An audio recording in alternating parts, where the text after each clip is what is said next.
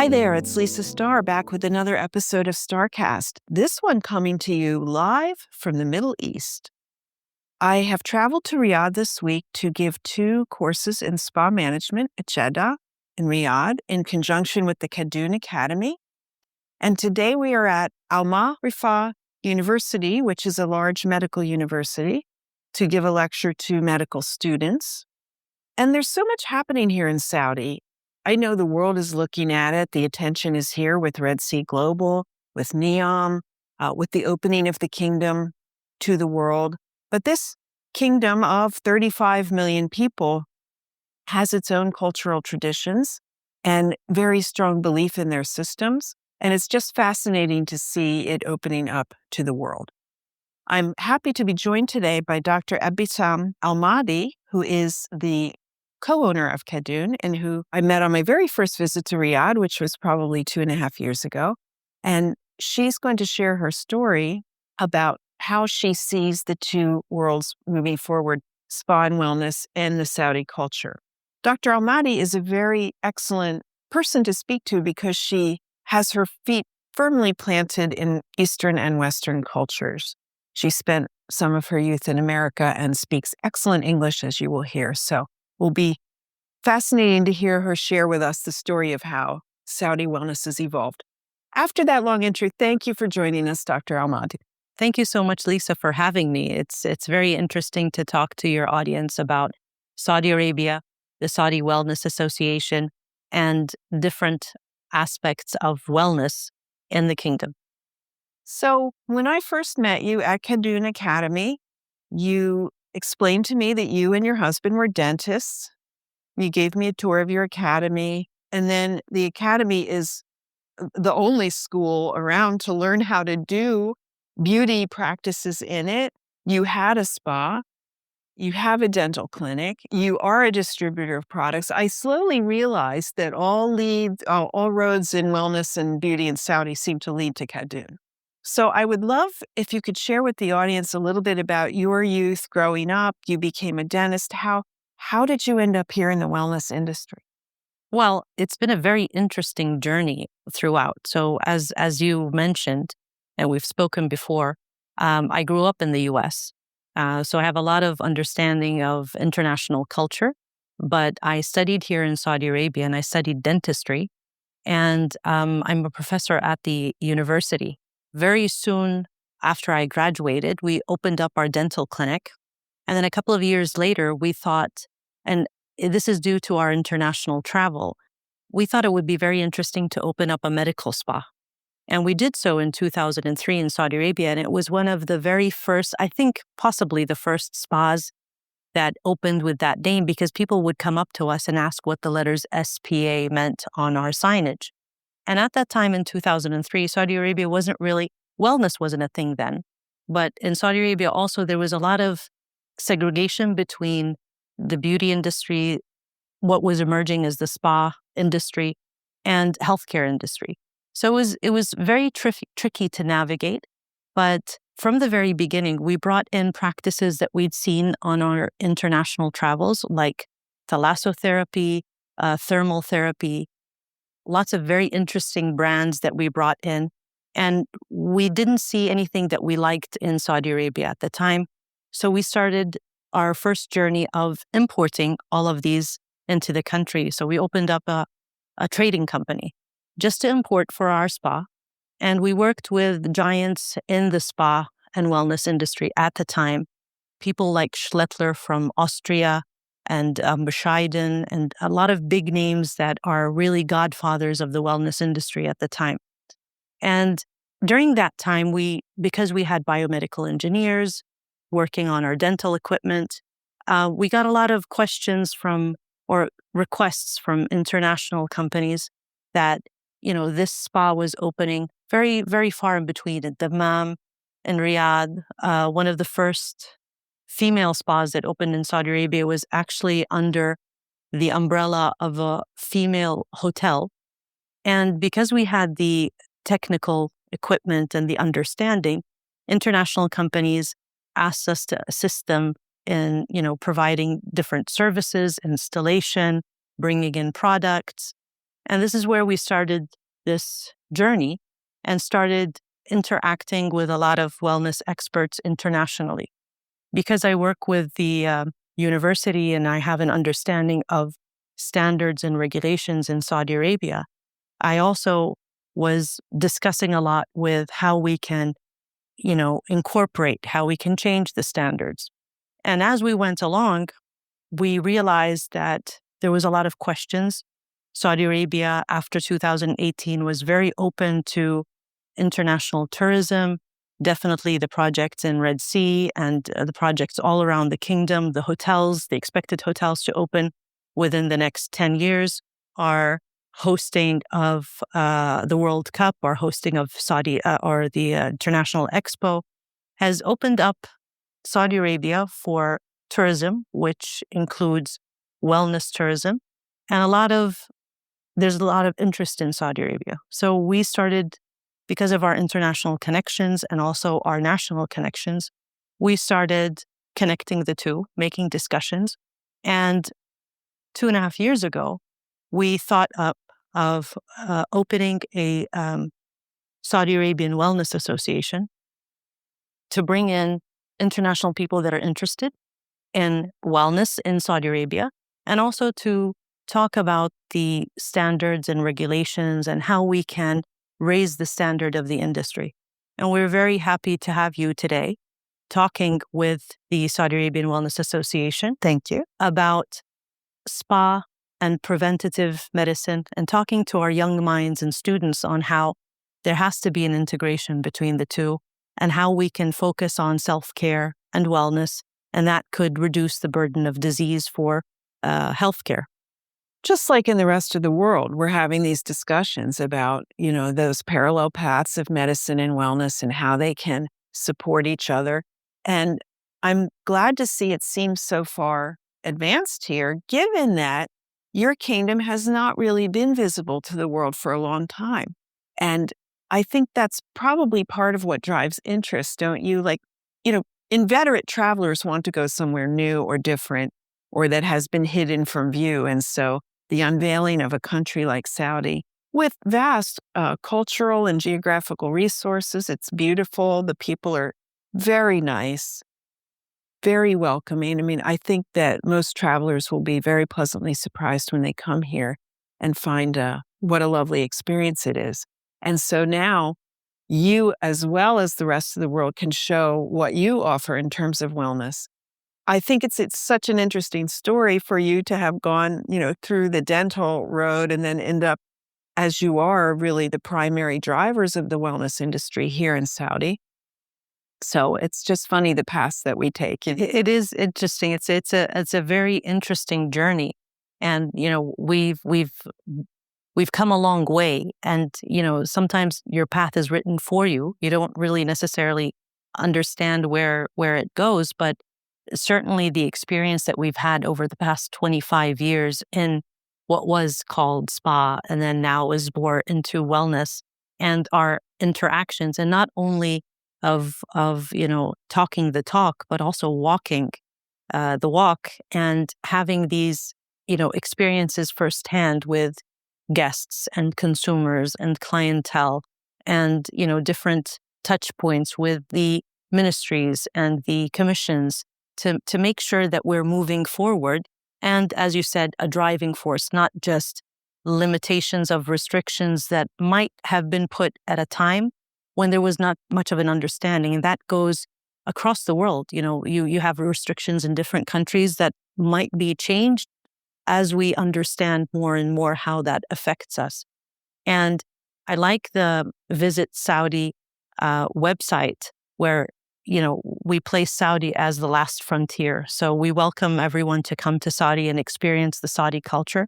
And definitely, I'd love them to look at your Instagram pictures where you have, old Jeddah and the different places that you've been.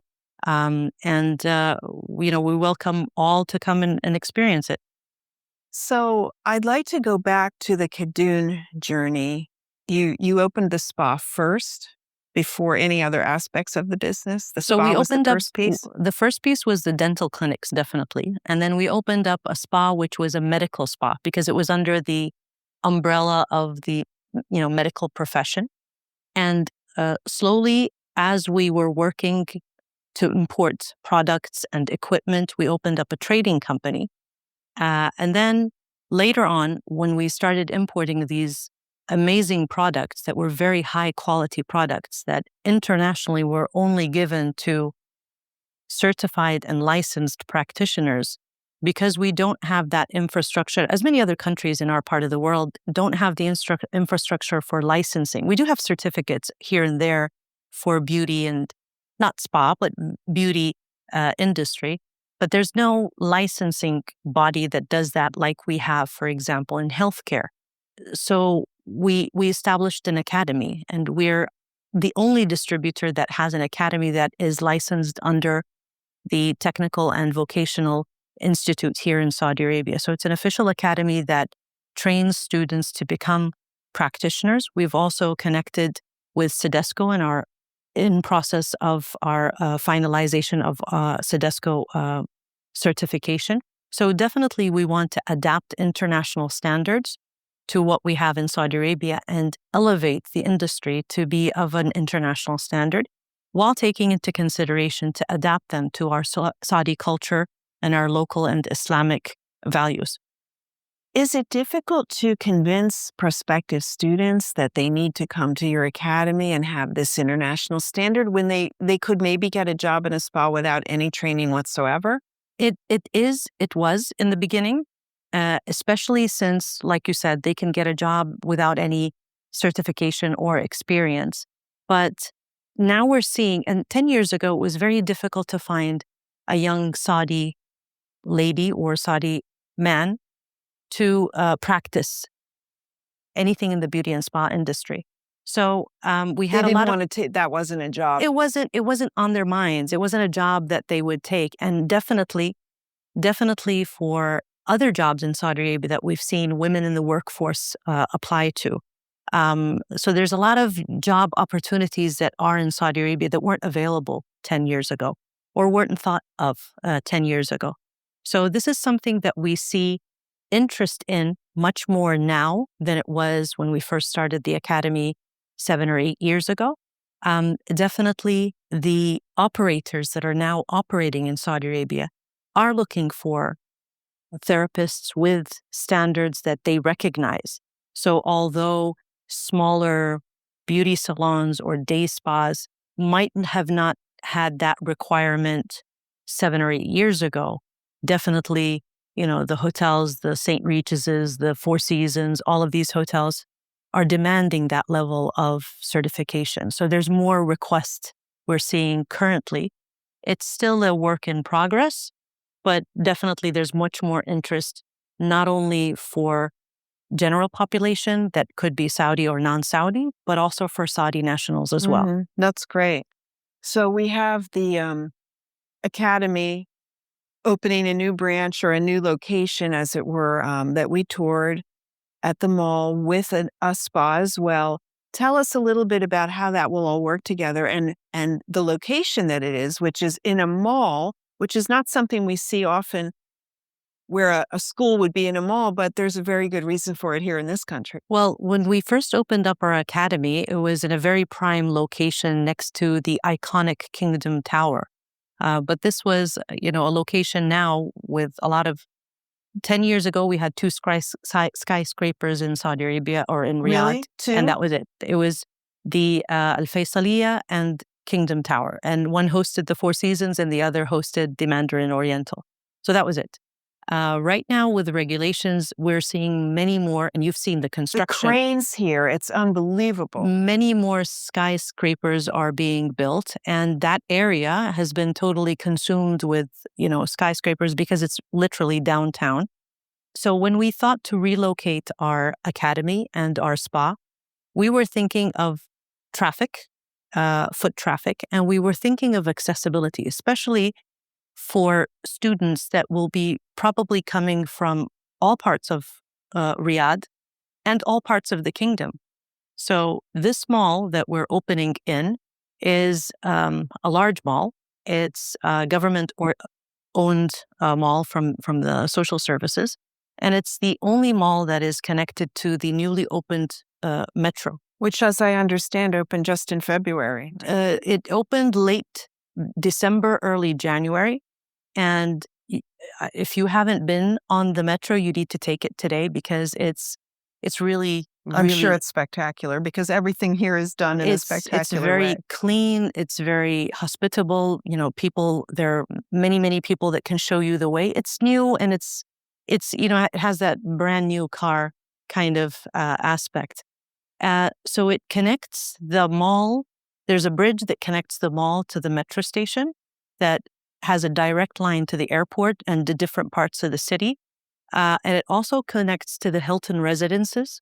So it's a very interesting mall that has a lot of connectivity, a lot of accessibility. And we also had a spa opening nearby so that students, once they graduate, have this real life experience of working in a functioning spa. And this is why we wanted to make sure that it's accessible. In the mall means that not only can people that work in the mall get easily accessible treatment for low service fee from the students, but also professional services from the spa as well. I think something worth mentioning also is the fact that, no surprise, it's very hot here.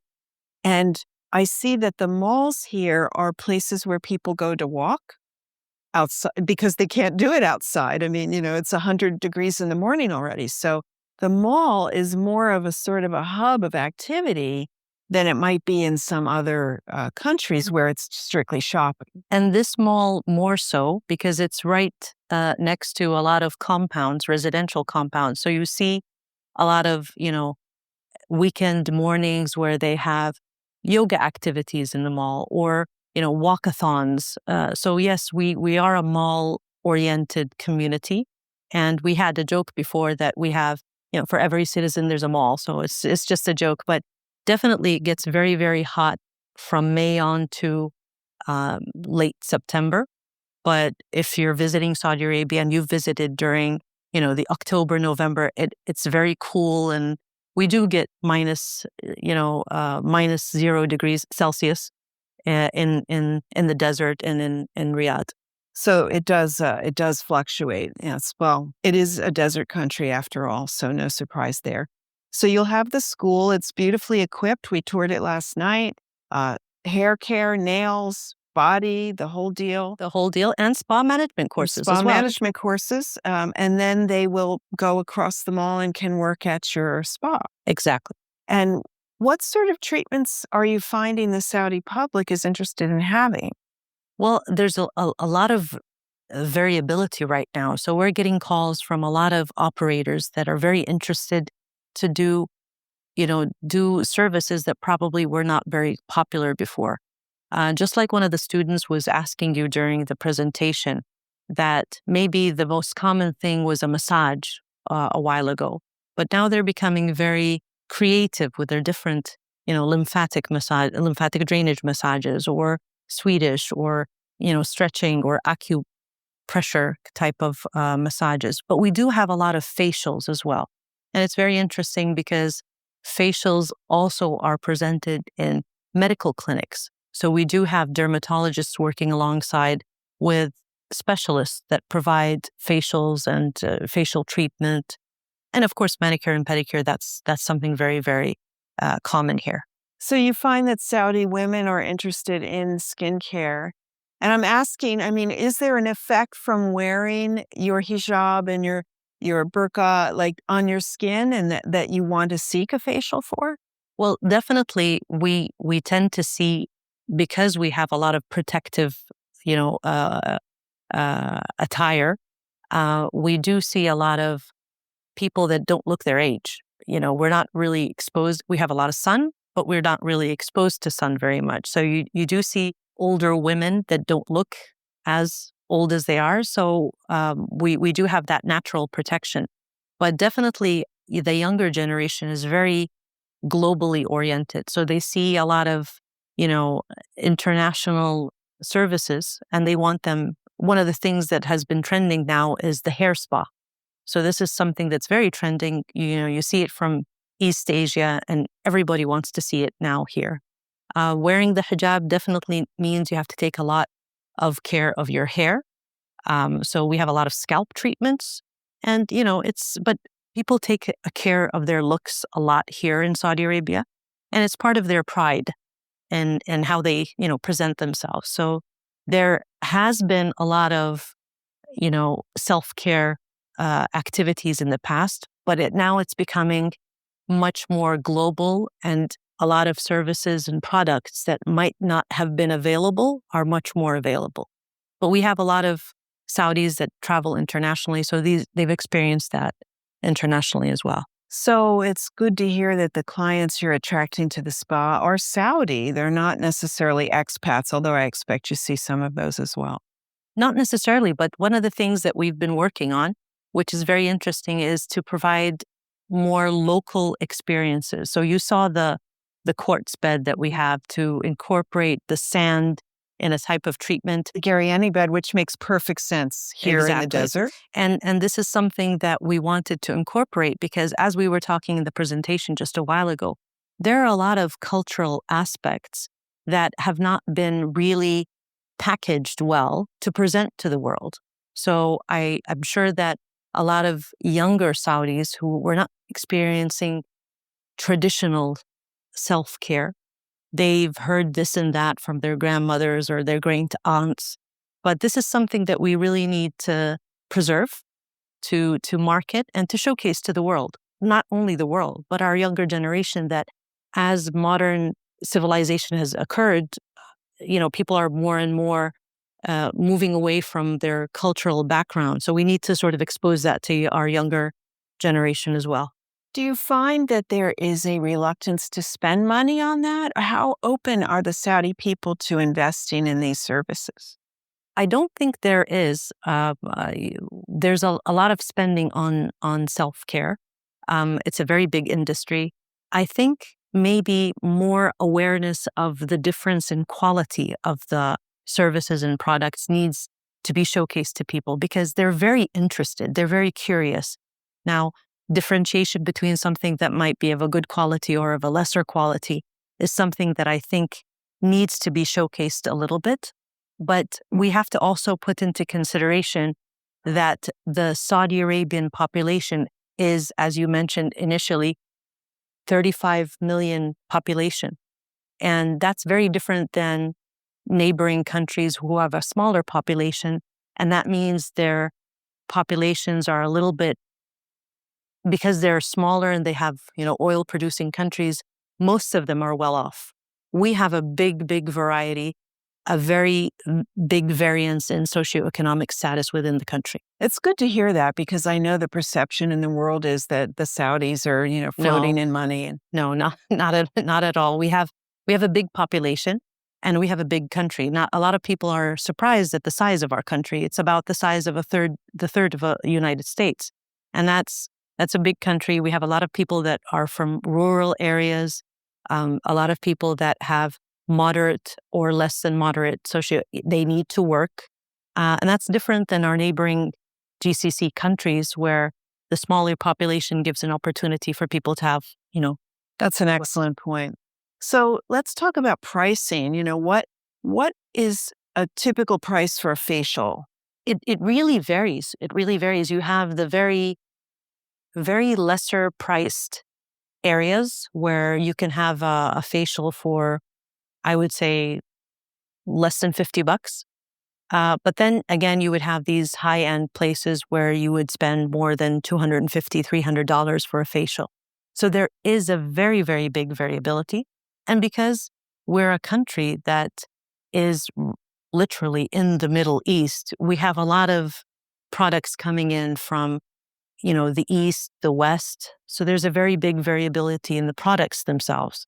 So not only the location, and you've seen the different decor that is available. You walk into a place that's all marble and chandeliers, you wouldn't be paying the same as a smaller place. So there is a very, very wide range. Just like in any country. So you are really opening this market up in your kingdom, to the world that's coming and the people that live here in terms of having spa treatments. How much further down the road do you see it before more cutting edge things are adapted? I know you're bringing some equipment in through your distributorship that's very modern. So I think that it's, as everything in Saudi Arabia now, we're moving at a cutthroat speed. So we're moving very, very, very quickly. And I think you've seen just from your visits the last couple of years, things are moving very, very quickly. So we had a conference about longevity a couple of months ago with a foundation called Hevolution Foundation, which is a universal foundation, but there's a lot of work being done in Saudi Arabia. And you've seen the researchers that you've met today that are actually doing cutting edge technology with international partnerships in longevity medicine. And this is, hardcore research that's being done that is multi-million-dollar research projects. And they're not doing it alone. They're doing it in collaboration with universities in the US, in the UK, in Europe, in East Asia. And this is the very nice thing that we can sort of connect East and West. And we do have a lot of partnerships. So I think the cutting edge technology is coming faster than we think. Good to hear. And, you raise a point that's interesting, I think, about academics. That is often the bridge between cultures or countries is through academic research and studies. So it's good to hear all the excellent people that I met here today. They're not in a silo, they're connected in the world. And this is something that I think there's a lot of focus on now, internationally as well as nationally, is the connection between academia and industry. And we were mentioning in the presentation that maybe as academics, we have a lot of scientific journals that are very, research oriented, that come out with basic science, but there's no clinical translation to that science. And in the spa industry, we have a lot of industry magazines and business magazines that might not utilize all the research. And trying to collaborate that together might be very interesting to progress further. So I noticed that at the your experiential showroom at the mall, you're bringing in cryotherapy. You have the wave table from Gariani. How do you think cryotherapy in particular, to me, it seems like a good fit for in the nation that's very hot. Do you think that your citizens will be interested in Very trying much that? so, very much so. As you've seen, Saudi Arabians, as well as, our expats that live in Saudi Arabia that are, part of our culture. You've met the gentlemen today that have probably been living in Saudi Arabia for 20 years and they consider this home. They're very interested and curious to different modalities, different new products that come along. And definitely cryotherapy fits very, very well in a hot nation like ours. But also when we were talking to several people about saunas, and we were mentioning that, your car could be a sauna very easily in the summer, but we're talking about clean heat versus, a polluted heat. Although it sounds counterintuitive to have a sauna in a hot country, but you're getting a different type of treatment and you're realizing how much you need to spend in the sauna to get the benefits, and then associating that with relaxation and contrast, a hot sauna versus a very cold shower or a cryotherapy. So that contrast is what really builds up immunity and builds up, your strength and resilience. So let's speak for a moment about staffing, right? I mean, we have a staffing challenge around the world that was always a little sort of present, because we can't just hire anyone. We want a licensed, trained person to do spa work. You don't yet have that burden, but there aren't enough people that want to do it. And then the COVID came and we learned that people thought their time was better used in other activities than working. So it's been harder than ever to hire people. How are you seeing that play out in the spa industry locally? Is it a big challenge to hire folks, and how do you recruit them? It is a big challenge. And I think it's a global challenge that also affects Saudi Arabia because we've never had Saudi Arabian nationals work in these professions before. So I remember from a past experience in dentistry, for example, when you start up something new, You either recruit from outside or you grow your own faculty members or you grow your own. And this is one of the reasons that we opened up the academy, because we realized very early on that it was beautiful to build these amazing facilities, to put in these amazing equipment and products. But if you don't have the manpower to support that, and there's so much that you can do by recruiting people internationally. There is a shortage internationally, so that's going to be an issue. So trying to grow our own therapists and is something that we're looking forward to, but it is a continuous challenge. Part of it, I'm sure, will be raising awareness of it as a potential career, which people may be unaware of. And without the licensing structure of schools to push them into, it takes a little more exposure, if you will. But no doubt, it's an enjoyable field. We know that. And once you begin to graduate Saudi nationals who can tell their friends about it and post on Instagram how great it is to work in the industry, I'm sure you'll attract more people. Let's just review for listeners what the compensation structure is here in this country. So it's also a semi-variable compensation structure. So we've seen it's mainly salary-based, but we have seen several centers that have a base salary plus incentive. And usually these incentives are in retail sales, for example. But we've also seen coming up very recently chair rentals, for example, in hair salons, or a completely commission-based sort of 50-50 split with therapists. So this is coming up a little bit more frequently in the last couple of years. Wasn't really based previously like that. And because there's a lot of international recruitment, you have to have a work visa, and you have to have a very specific relationship with your employer because you came from another country with this employer. So for Saudi nationals, this commission-based, rental space-based is becoming a little bit more common because they can basically work as freelancers. But for people coming internationally, they have to come on a work visa and they have to have an employment contract, and it's not easy for them to move from one space to the other. They are, from what I heard in my courses this week, the staff generally works a 6-day week.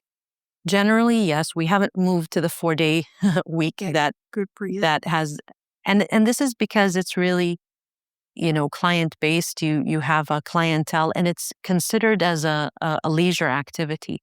So believe it or not, even in dentistry or in medical practices, if you have a private practice, you're usually working evenings. You're not working in the 9 to 5 mindset. How about that? So if you had visited our clinics, although they're open in the morning, we generally work from 1 to 9 p.m. because that's when people move around. And you've seen the nightlife here in Saudi Arabia is because it's really too hot in the morning. And if people have jobs in the morning, they would prefer to go to the spas or go to, medical facilities in the evening where they have more time. Which would be so convenient if we could do it. I mean, in the Western markets, that doesn't happen with medical. It does happen with spa. But your hours are somewhat different. When I arrived in Jeddah and I started to look around at the spas nearby, it was a Saturday and none of them opened before 2 or 3 in the afternoon, which was shocking to me because it's our busiest day in most countries and we open at 8 or 9 a.m. So they open at 2 or 3 o'clock, but they're open until midnight. Yeah. And you've seen the coffee shops that open up till 2 and 3 a.m. And yes, I looked for a coffee shop and it said opens 24 hours. Yep. Or open till 2 or 3 a.m. And I thought, what? I mean, I've never seen that. But I'm sure part of it is the fact that without bars, that's our equivalent of bars. That's your equivalent. So people are not out in a bar drinking alcohol. They're in a coffee shop drinking coffee with their friends. So it's just a very different culture, but it makes perfect sense when you think about it in terms of the climate and the lifestyle here. So going forward in spa, we've talked so much about wellness in these last few days. What do you see in the next 5 or 10 years, Dr. AlMadi, is happening here in the kingdom in terms of the spa and wellness industry? Well, certainly mega projects like Red Sea Global and NEOM are introducing a lot of international operators that have, never worked outside their premises, or they've worked internationally, but this is the first time in Saudi Arabia. So we're helping a lot of their operators to navigate the regulations and systems, and not only navigate, but also to try and push borders with Ministry of Health, Saudi FDA, Saudi Commission. And that's not to say breaking rules, but to sort of discuss what is happening internationally and why we can't have this nationally. And it's not because of strict legislation, more so this is what we had before, and this is what our understanding was before. And then when you discuss it, one of the interesting things, Saudi FDA is very equivalent to US FDA, and they have done a lot of work recently in updating their legislation, their percentages, what is allowed, what is not allowed. And they've done an amazing job in updating as quick as every 3 months to make sure that they're not restricting things out of tradition or not tradition. Just because that's the way we worked before. So they're very, very forward thinking and very interested in discussions about how we can. But at the same time, I wanted to emphasize that in Saudi Arabia, we have a very strong legislation in terms of healthcare. So you see other neighboring countries that might have a more lax or open or lenient possibility. Here, healthcare is very, very advanced. And safety of the consumers, although there's a little bit lack in terms of spa because this hasn't been brought up much, but in terms of healthcare and what is allowed outside of healthcare facilities is very well regulated to make sure that the population and visitors are safe. So all of these discussions we've had with the Ministry of Health, they have all we understand completely where they're coming from to make sure that can you do this in a facility where there is no medical practitioner or nurse or somebody that is trained well, just in case something happens. So this is something that I really respect within our country, that we do have these regulations, and it's to protect the greater, population. Well, safety has to be a concern for sure. And this is a very safe place. I never feel scared here or worried. I put my bag down. I don't think someone's going to steal it. So that I'm sure is ingrained culturally, and I'm glad to see it's extending into business. People will be coming here internationally to see these new mega projects and who have traveled, as Saudis have, and want to bring some of those elements here. You do have spectacular natural landscapes and resources. I mean, it is a desert country, but there are other parts of it too. I walked in Jeddah along the Corniche that they're building. I think it was 8 kilometers of built new Corniche right in the middle of the city, put in palm trees. I mean, it is amazing what money can do, when there is a focus behind it. And I'm glad to see that wellness is playing a part in this conversation. And I think that we're starting to look at opening up different cities within Saudi Arabia.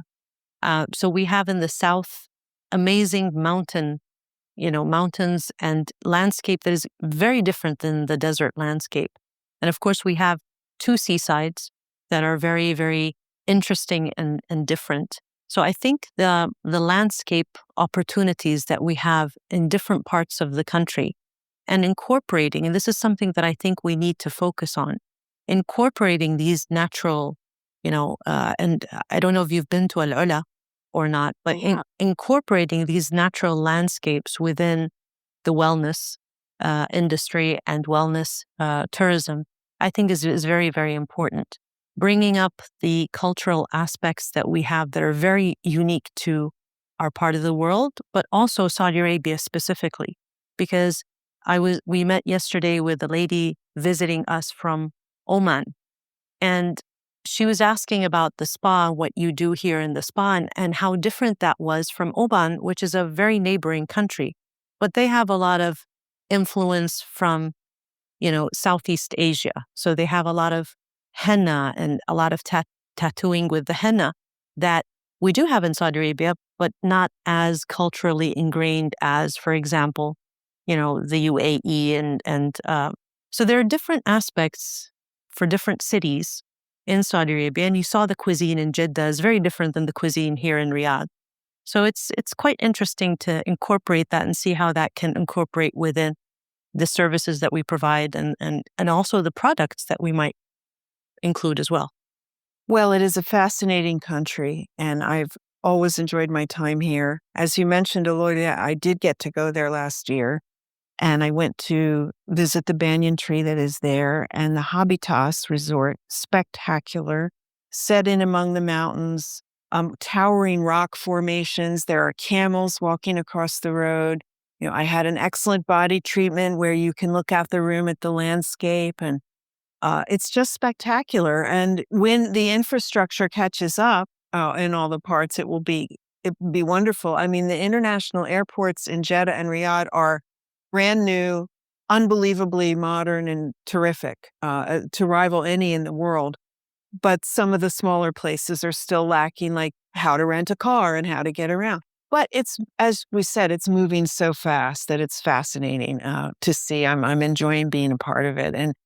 And you've seen how, and I don't want to say this because it's my country, but you've seen how hospitable people are. I mean, they just see you look foreign and they just want to help you out and just say, welcome, and would you like some Saudi coffee, and where are you from, and it's very interesting. And I like when I see the younger population, like you've seen the students here in the university, they're very interested to know about your culture, but also to showcase their traditions and their culture, and they're very proud of it. So it's very nice. As they should be. I mean, it's really a magnificent country. So I want to thank you for joining us today, Ebtissam AlMadi, doctor, I need to call you, for showing me the ropes here in Saudi and exposing me to these things, and for what you're bringing to your country.